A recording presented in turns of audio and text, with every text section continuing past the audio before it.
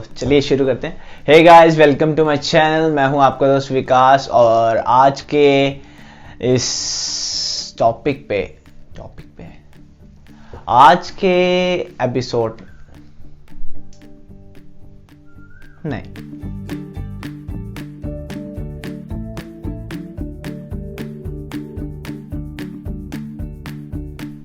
Hey guys, welcome to my channel. मैं हूं आपका दोस्त विकास और आज हम बात करेंगे जो एलिमेंट ऑफ आर्ट हमने पहली वीडियो में करा उसको थोड़ा इलेबोरेट करके। कुछ उसमें ऐसी चीज़ें थी जो कि सिंपली समझ आ जाती है, जैसे लाइन वगैरह शेप, वो सिंपली समझ आ जाता है। कुछ को हमें थोड़ा डिटेल में समझना पड़ता है। तो आज हम उन चीज़ों के बारे में बात करेंगे। और जो लोग फर्स्ट टाइम मेरी वीडियो को देख रहे हैं वो नीचे सब्सक्राइब कर दें, लाल कलर का बटन होगा, क्योंकि उससे काफ़ी मोटिवेशन मिलती है अगर आप सब्सक्राइब और लाइक कर दें। और जो लोग ये वीडियो पहली बार देख रहे हैं तो पहले पिछली वीडियो देख लें ताकि आपको ज़्यादा समझ आ जाए। मैं लिंक डिस्क्रिप्शन में दे दूंगा, आई बटन में मैं आपको पहली वीडियो का लिंक दे दूंगा और फिर आप ये वाली वीडियो देखें ताकि आपको ज़्यादा अच्छे से समझ आए। सो चलिए ज़्यादा समय ना बर्बाद करते हुए शुरू करते हैं। गाइस, पिछली वीडियो में मैंने आपको बताया था कि फॉर्म क्या होती है। जैसे कोई भी ऑब्जेक्ट है, जब उसको हमने उसकी लेंथ, विड्थ और हाइट मतलब 3 डायमेंशनल वो होता है तो वो हो जाता है फॉर्म।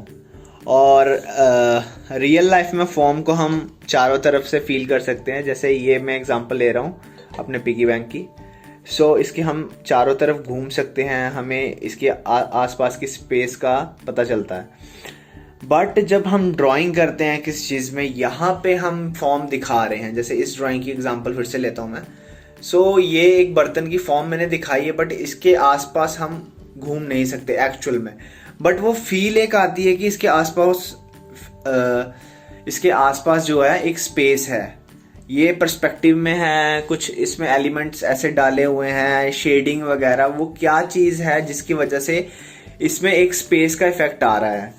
वो बड़ा ज़रूरी है फॉर्म को रियल लाइफ में लाने के लिए। अब मैं आपको इस पिगी बैंक को लेके समझाता हूँ कि फॉर्म जब हम अपने पेपर पे उतारते हैं वो 2D को 3D में कैसे करते हैं, वो चीज़ मैं आपको समझाने जा रहा हूँ। समझाने से पहले इधर थोड़ा सेटअप करना पड़ा मुझे, क्योंकि ये हमारा मेन ऑब्जेक्ट है जिससे मैं आपको समझाऊंगा कि किस तरीके से आप ला सकते हैं अपने पेपर पे। क्योंकि पेपर पे एक्चुअली पेपर तो होता है, इस पे हम कुछ भी ड्रॉ करेंगे वो 2D दिखेगा, लेकिन उसको 3D में लाने के लिए, जैसे ये बर्तन आपको दिख रहे हैं ये 3D में थोड़े लग रहे हैं।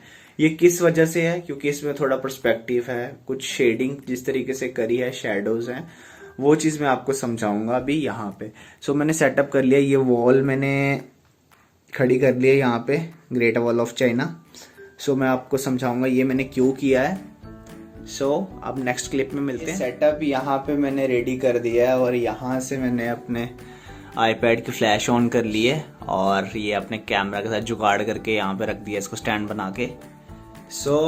अब हमें जो चीज़ करनी है वो है लाइट ऑफ, ताकि मैं आपको अच्छे से समझा पाऊँ।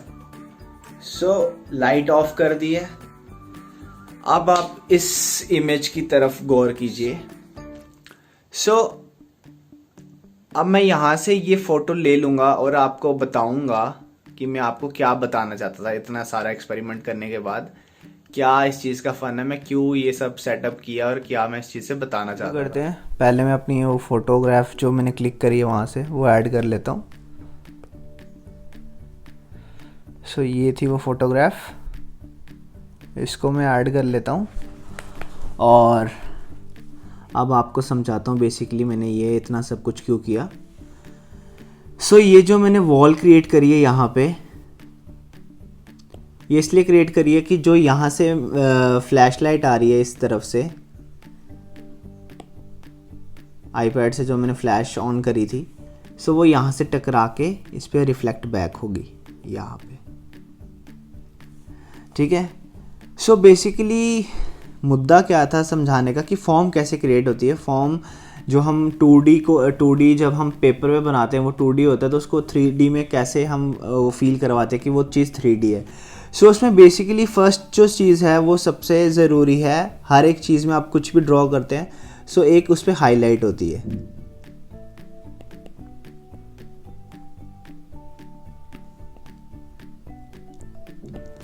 सो हाईलाइट वो एरिया होता है जहाँ पे सबसे पहले ये जो एरिया आपको दिख रही है, जहाँ पे लाइट जो है डायरेक्ट हिट कर रही है, वो जगह होती है हाईलाइट।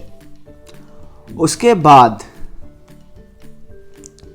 दूसरी चीज़, अब लाइट हिट कर रही है तो ऑफ कोर्स उसकी शैडो पड़ेगी, तो ये आ गई शैडो। इसको बोलते हैं हम कास्ट शैडो।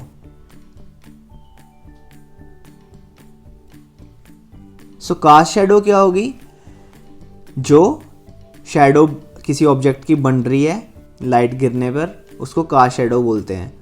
और ये एरिया जो डार्कन एरिया है यहाँ पे back side of this piggy bank, ये वाला जो डार्क एरिया, इसको बोलेंगे कोर शैडो। क्योंकि शैडो यहाँ पे भी क्रिएट हो रही है, यहाँ पे भी डार्कन एरिया है, शैडो यहाँ पे भी क्रिएट हो रही है। ये इसको कास्ट शैडो बोलते हैं जो नीचे है, और इसको बोलते हैं कोर शैडो। उसके बाद बीच की चीज़ आ गई, जो सेंटर में ये पोर्शन है, एक ये आपको दिख रहा है, ये वाला पोर्शन, ये थोड़ा ब्राइट है, ये हाईलाइट है, और ये वाला जो डार्क है ये है कोर शैडो। और ये बीच का जो एरिया है इसको हम बोलते हैं mid tone.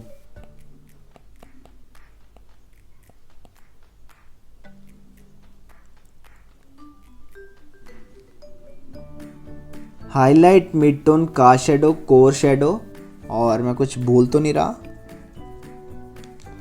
Late me think.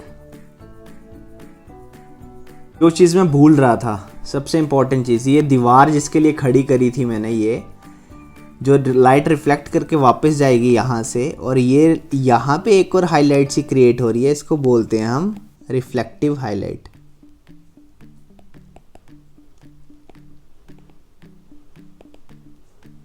क्योंकि लाइट किसी चीज़ पे, जब भी कोई अगर ऑब्जेक्ट पड़ा है, उसके आसपास के ऑब्जेक्ट होते हैं, वहाँ से लाइट जो रिफ्लेक्ट करके वापस आपके सरफेस पे पड़ती है बैक साइड पे, उसको हम रिफ्लेक्टिव हाईलाइट बोलते हैं। सो ये highlight, mid tone, cast shadow, core shadow और ये रिफ्लेक्टिव हाईलाइट, ये 5 चीज़ें हैं जो एक आपकी ड्राइंग में होनी चाहिए to create a form basically. So form पूरी तरह से तभी बनेगी जब ये 5 एलिमेंट होंगे। आई होप आपको ये समझ आया होगा। अब हम नेक्स्ट पे चलते हैं। अपना नेक्स्ट जो थोड़ा अच्छे से समझना हमें टॉपिक जो है वो है पर्सपेक्टिव। सो पर्सपेक्टिव,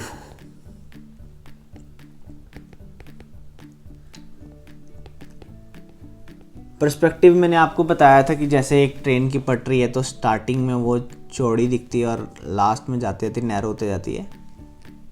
तो पर्सपेक्टिव को भी दिखाने के 1-2 तरीके हैं।